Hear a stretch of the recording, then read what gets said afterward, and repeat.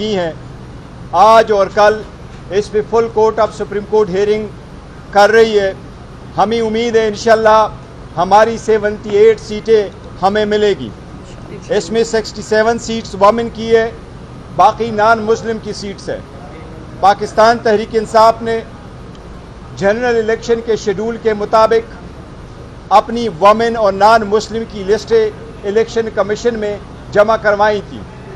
हुआ ये था, जब हम इलेक्शन कमीशन के रिटर्निंग अफसरान अपने सूबाई मुकामात पे हमने उनको लिस्टें पहुंचाई, लेकिन इलेक्शन कमीशन ने अपना शेड्यूल चेंज करके हमारे लिए 24 के बजाय 13 जनवरी की डेट रखी थी कि हम आपकी स्क्रूटनी 13 जनवरी को करेंगे।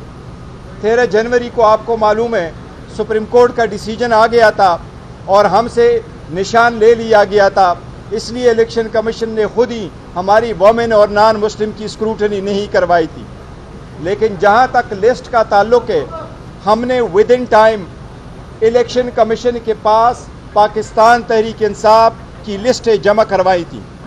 उसके साथ साथ पाकिस्तान तहरीक इंसाफ नज़रियाती की भी लिस्टें जमा करवाई गई थी। लेकिन सुप्रीम कोर्ट के फैसले आने के बाद ये मैटर आगे प्रोसीड नहीं कर चुका था और सुप्रीम कोर्ट के डिसीजन से इवन पहले आज़ाद कैंडिडेट के निशानात अलाट कर दिए गए थे। लेकिन हमारा कहना यही था कि हमने पीटीआई के बे कैंडिडेट्स हैं, चूँकि इलेक्शन कमीशन ने हमें इंडिपेंडेंट डिक्लेयर किया था, इसलिए रिटर्निंग कैंडिडेट्स के नोटिफिकेशन आने के बाद विद इन 3 डेज हमारे 86 MNAs ने सुन्नी इत्तेहाद काउंसिल को ज्वाइन किया। इसी तरह 107 MPA ने पंजाब में सुन्नी इत्तेहाद काउंसिल को ज्वाइन किया।